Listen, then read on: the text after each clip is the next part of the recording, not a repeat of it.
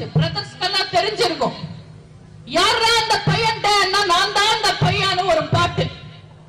அந்த பாட்டுல வர மாதிரியே இன்னைக்கு தமிழ்நாட்டுல எங்க அராஜகங்கள் அட்டூழியங்கள் நடந்தாலும் யாரா அந்த பையன் கேட்டா நான் தான் அந்த பையன் ஒரு திமுக காரன் வந்து நிக்கிறான்.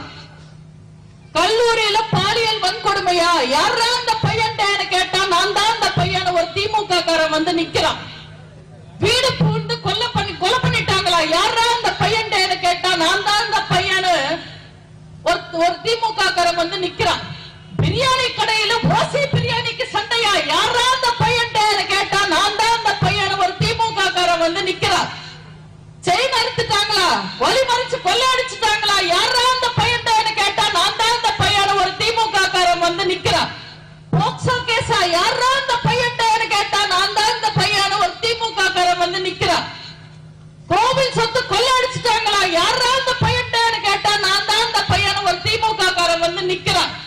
பொம்பளை போலீஸ் கிட்டயே தகராறா, யாரா அந்த பையன் கேட்டா நான் தான் அந்த பையன் ஒரு திமுக காரன் வந்து நிக்கிறான்.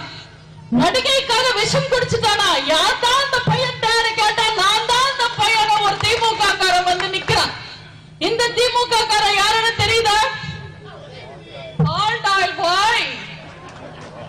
இவ்வளவு உஷாரா இருக்கீங்க, எப்படிதான் இந்த தமிழ்நாட்டு மக்கள் ஏமாந்தாங்கன்னு தெரியலன்னு நானும் ராஜபாளத்துல கேட்டுட்டு தான் வரேன்.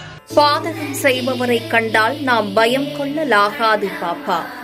மோதி மிதித்துவிடு பாப்பா, அவர் முகத்தில் உமிழ்ந்து விடு பாப்பா.